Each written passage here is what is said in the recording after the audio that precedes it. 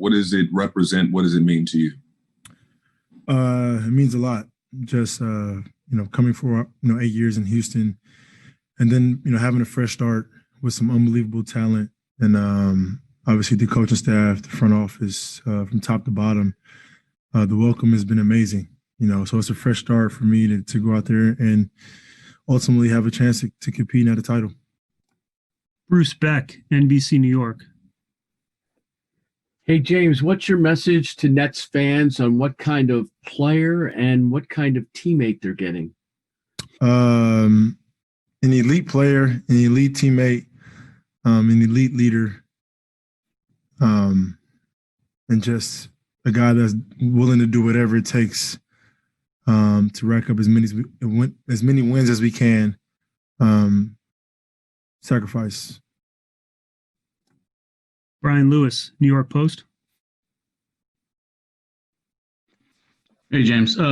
Welcome. Following up on that, I mean, you've proven yourself to be an elite player, and KD's an elite player, Kyrie's an elite player. All you guys have had the ball in your hands and been asked to make big shots. I'm curious how the three of you make sure that you guys come together and keep the main thing, and find a way to gel for the greater good.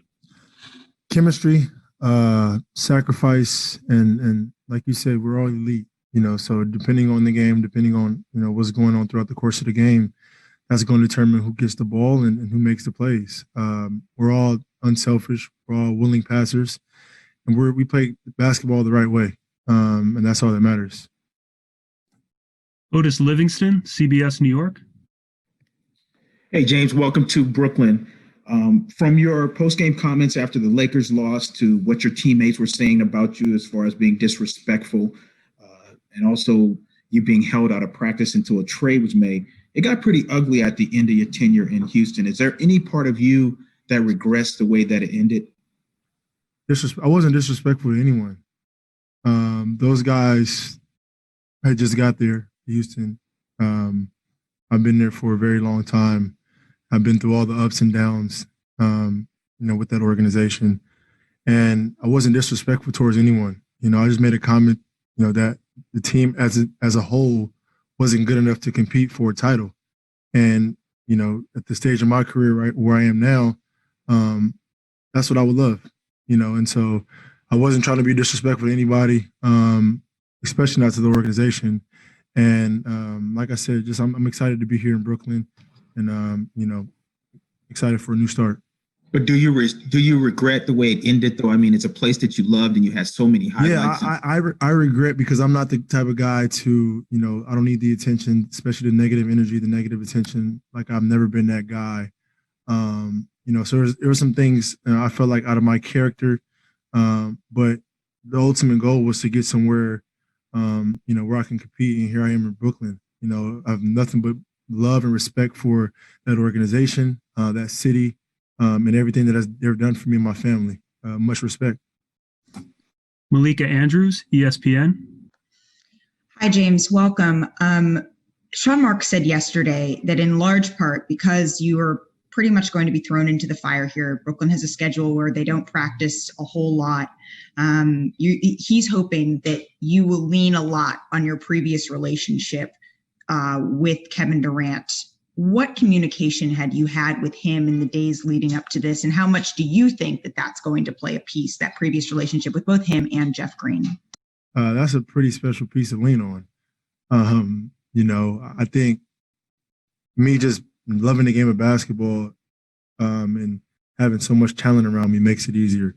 Obviously having conversation with Steve and Mike and the entire coaching staff, and then even the players today, I'm more confident because the things that they do offensively and defensively are similar to what I've been used to in Houston. So just going out there and being me, and making the game easier for obviously Kevin and when Kai comes back, but our bigs, our shooters, and just being myself. And that's the most important thing. Greg Logan, Newsday. Hi, James. Welcome to Brooklyn. I'd just like to drill down a little bit on your thought process, even before training camp, making the decision to ask for the trade from the Rockets to the Nets. How did you arrive at that? And was there conversation between you and KD and Kyrie when you guys worked out in Los Angeles prior to the season? You know, how far back does this go? As far as with Houston, just wanted to, after the bubble, after that loss, just wanted to reevaluate my career and the team and the direction that the organization was going. And then you look from top to bottom, from the general manager leaving to Mike D'Antoni leaving, to reevaluating our personnel and see if we had enough to compete with the best teams in this league. And as time went on and free agency and things like that started to go on, it was like, well, I felt like we didn't have a chance, and so, as much as I love the city of Houston, love being there, I think at the point in my career, it's not about money, it's not about anything else but having a chance at reaching the ultimate goal is to winning at the highest level, so that's where that came into play. It didn't go as smooth as I would loved it to go, but I think both sides are happy. Christian Winfield, New York Daily News. Hey, James. First and foremost, welcome to Brooklyn. Thank you. I guess you would know better than any of us in this room that, winning a championship is not easy, right? There's 30 teams, of those 30, maybe 5 or 6 have real chances to win it. You've been part of those 5 or 6 for God knows how long since you've been in Houston. You've had multiple runs deep. You've had it with different players from Chris Paul, Russell Westbrook, Melo, Dwight. I'm just curious as to what gives you the confidence that this time around will be different and that this group can get it done. Obviously you got Kevin Durant and Kyrie Irving on the team. And then surrounded by those guys, you have really good pieces in DeAndre, Jeff, shooters, and Joe, Landry. You just look at this entire roster and it's built for any style of basketball you want. And then the coaching staff who, knows the game of basketball at a high level. You just add that all together and it's like, that's a legit chance right there. It was a no-brainer for me. Rachel Nichols, ESPN. Hey, James. Obviously, so many great players go without winning a title. There's guys in the Hall of Fame without winning a title. But how about you? How do you see your career in terms of how important it is to actually win that title, to complete what you want to do in basketball? It's not a guarantee that me coming to Brooklyn is, guaranteeing a title, Rachel. But I think for me, giving myself a chance is very, very important. At younger, giving myself a chance, but wanting to get paid and wanting to take care of my family was very, very important to me. Now, the stage of my career is giving myself a chance to do something that I haven't accomplished yet in this league, and that's very important to me now, and that's the situation that I'm in, and that's why I'm here in Brooklyn. I'm excited for the new opportunity. Obviously, we know it's not easy. It's not going to be easy at all, but with this roster and this coaching staff and this organization, I think we have a legit chance. David Aldridge, The Athletic. James, if Daryl Morey was still the GM in Houston, do you think he would still be in Houston? I'm not sure. It's a really good question. Can't answer that. Justin Walters, Pix 11. Hey, James. Welcome to Brooklyn. You and KD are much different players than you were, obviously, at your time at OKC. Was wondering how much can you bring from that experience to Brooklyn? And then a twofold to this is having a conversation with Kai and making sure that all three of you can coexist. Have you had that conversation already? We haven't, but I think for us, it might take a little time, it might not. I think all of us are very, very smart. Like I said, are very unselfish, and we know what's at stake. So, it's a matter of coaches putting us in position and us communicating, putting ourselves through positions and spots on the floor where we can be effective and help each other out. Each game is going to be different, but I think as time goes on, since we're not really practicing, as we get a feel for throughout the course of games, that it should be a lot easier because, like I said, all of us are unselfish and we want to see the next man succeed. Not only just us three, though. We want to see our entire team exceed and play to the best of their ability. Howard Beck, Sports Illustrated.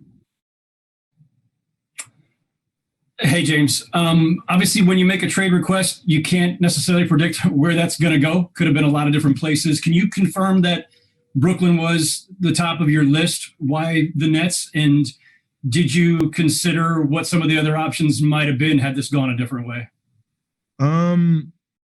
Yeah, they were on top of my list, but there are a few other teams involved as well. I mean, it could have got crazy, but credit to the Houston Rockets, who were an unbelievable organization and work with me as bad as it might look from the outside. Internally, they worked with me and they made sure I ended up here. So much credit to them and very, very appreciative. Brian Mahoney, Associated Press. Hey, James. Obviously, everyone talks about the sacrifice that you three guys will have to make. And Sean Mark said yesterday, you all said you want to do that. My question is kind of how much can you sacrifice and still be, a great player like you are? You've been the best scorer in the league. The ball's in your hands. If you're not that guy as much now, are you still, an elite great player like you are? Of course. Taylor Rooks, Bleacher Report. Hey, James, welcome. I know you're obviously still getting acclimated to this team, but when you look at yourself and you look at the pieces, what parts of your game do you envision, staying the same for this to work? And what parts do you envision changing for this to work with this team? Very good question. I think for me, my playmaking ability, we have two elite scorers that the world knows already. My job is to come out here, obviously score the basketball when needed, but my playmaking ability, whereas getting our shooter shots, getting our bigs, finishes around the rim, and making the entire team better. I think that's one aspect of my game that will excel in this offense. And as long as I'm making my teammates better, it doesn't matter about the points. Like I think everybody knows that I can score the ball at a high clip, and that's where the sacrifice comes in at. Bob Windrum, Nets Daily. Hi, welcome to Brooklyn, James. How would you describe your conditioning level now at this point in the season? Great.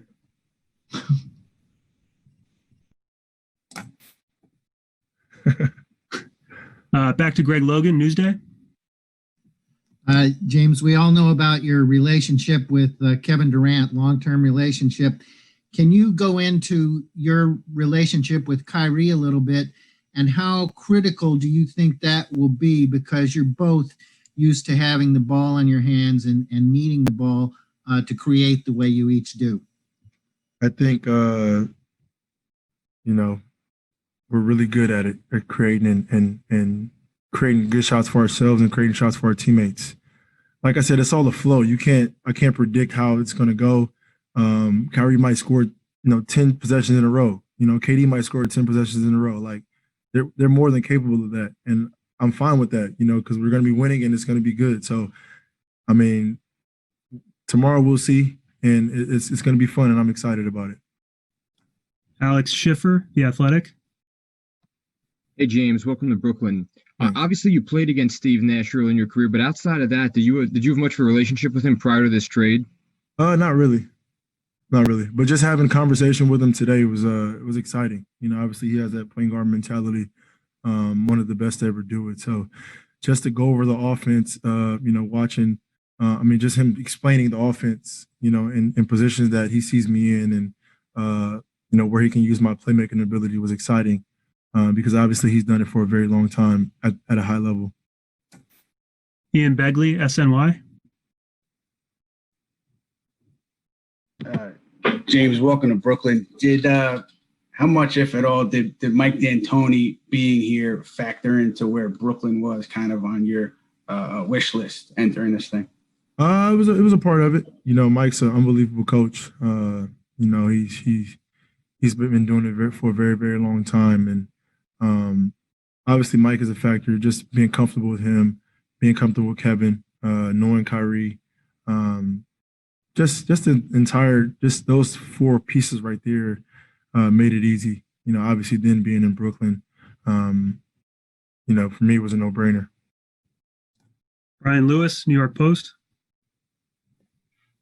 Hey, James, following up on two of your answers, I mean, do you expect, I guess, to facilitate a little more for KD and Kai, score less and facilitate more for them? And secondly, I'm not questioning, your focus or your drive, but when you get questions about your defense or questions about your conditioning, do you use those to kind of self-motivate, bulletin board type stuff? Do you use that to self-motivate? Nah, I'm already motivated. I'm as motivated as they come. I don't really pay attention to the defense and the conditioning because everybody's started the same as far as training camp and all that.